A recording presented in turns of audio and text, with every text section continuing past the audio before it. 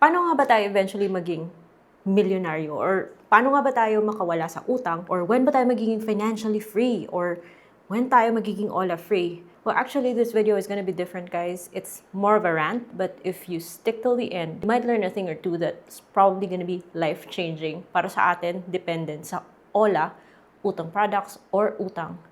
So, kung gusto nyo malaman kung ano yung na-realize ko, guys, because baka ito pa yung makatulong sa atin, then keep watching. Hello everybody, welcome back to my channel. It's Ate Red here. And you know that I've been talking about OLA, utang, sa channel na to. Well, of course, my videos are not sponsored, and this video is not sponsored. It is based on my personal experience, and it's kinda personal. And I'm gonna be, siguro, may mapapataas yung kilay, may ma-offend, may magagalit, but I just wanna be relatable, guys. I just want to stay in touch with reality, especially for us na gumagamit ng mga online lending apps. Well, yung masakit nito kasi, guys, because pag puro utang, lumalabas lang yung pera. And every time na nanonood ako dito sa mga investment gurus, which if they're not OA, then they're full of BS, madidepress ka eh. What am I missing out? Paano kami? Puro utang. And sometimes ako, as someone na nag-vlog about utang, nakaka-depress kasi parang wala kayong natututunan sa akin. And also, kapag nanonood, nakikita ko yung mga posts sa Facebook, like, nag-earn sila ng ganito from their savings na 100,000 pesos sa ganitong digital bank. Sarap sa eyes, guys. Pero nakaka-depress. Dahil, hindi naman lahat yung nakaka-relate nan. It's good if you have 100,000 or 500,000 because yung dividends mo, yung earnings mo, can be substantial.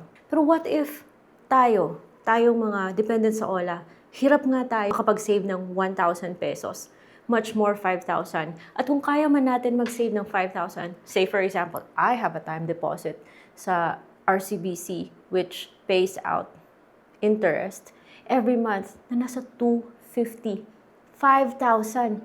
250 na interest. Lalamunin lang yan na sa dami ng OLA na binabayaran ko every month. Bago kayo magalit, I'm sure, makaka-relate kayo eh. Kaya someone has to say it. 5,000 sa Maribank or anong digital bank, if 5,000, yun lang yung isi-save mo, piso, 2 piso. But wait, what if the problem is not really kung magkano yung isi-save, magkano yung kaya mong i-save, or paano mag-save? But actually, what if yung ating money habits or yung ating situation is more of money habits kasi. And we need to start somewhere. I receive a message from G-Funds, yung dividends, kasi meron akong G-Funds. Since I started putting money sa G-Funds, I only had one goal. Para mas malaki yung chance na ma-offeran ka ng mga loans na kung anek-anek. I never really intended na palakihin yung pera ko dun sa G-Funds. I had negative feelings, I have negative ideas.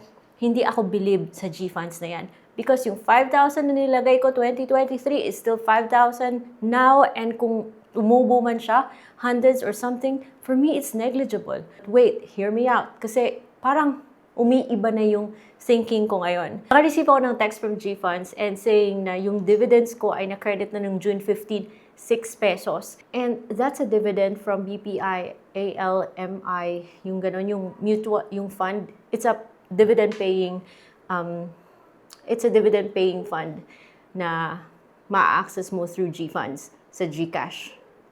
So, I never really believed in those investment anek-anek sa G-Funds because of that. Aanin ko naman yung piso, 5 piso. Hindi ko naman afford na, or it doesn't make sense na mag-invest unless kaya mo mag-set aside ng 100,000 or 1 million dyan, which is kind of not realistic para sa atin.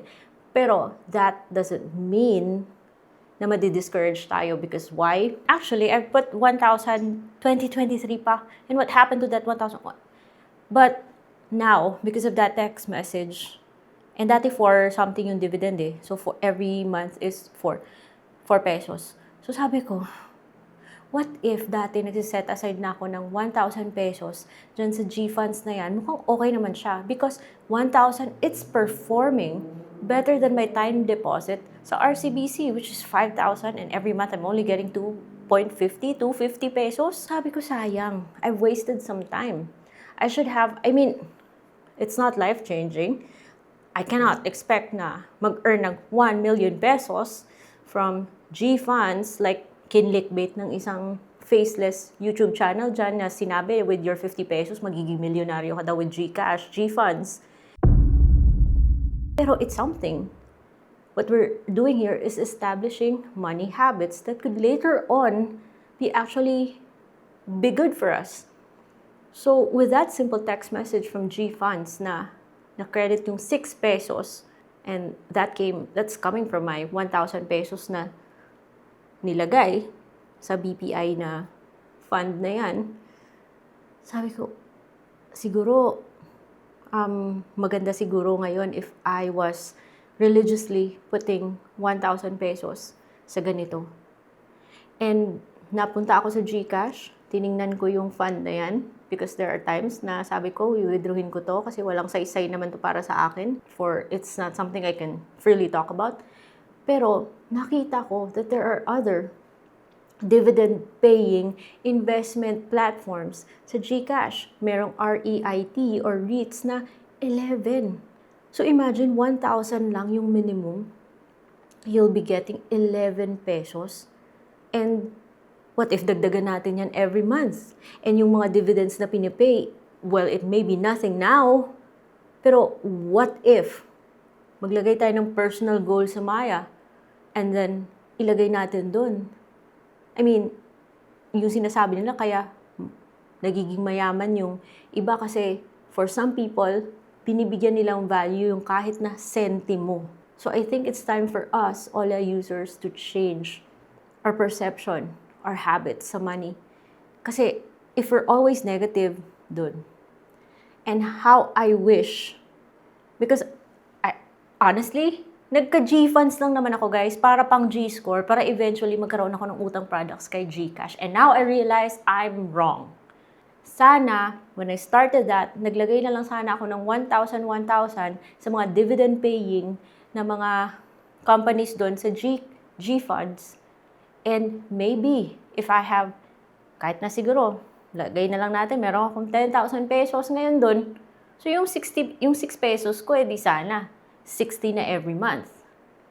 And I can just put it on a personal goal, say for example kay Maya, so that it earns more interest and eventually lalaki yan.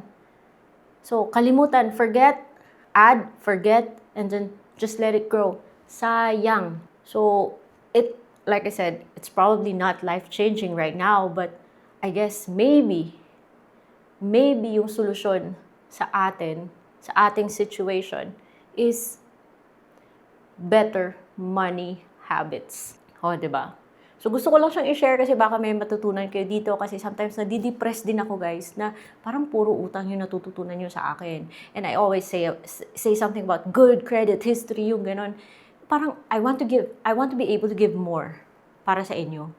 So, maybe if we add a little change sa ating routine, like let's just start saving and challenge ourselves. Maybe in 2 years, 3 years time, malayo rin yung mararating natin. So, this vlog is different from the usual, but I hope meron kayong natutunan. If meron, and now because of this, nang dahil dito sa sa G-Funds na to, I'm beginning to look into, sige, mag-try akong mag-create ng emergency fund, put it in a place where it's gonna earn interest somehow. Look into REITs and yung ganon. So, because dati guys, I really ignore topics like this because aanhin ko naman yan when I can only afford to set aside 5,000. Parang ang bigat nga di ba? But then what if I did? What if I started doing that 2021 pa and let it compound? Di ba? So, sayang talaga yung panahon. So, I guess the best time is now. And I hope meron kayo natutunan sa video na to guys. I will see you on my next vlog.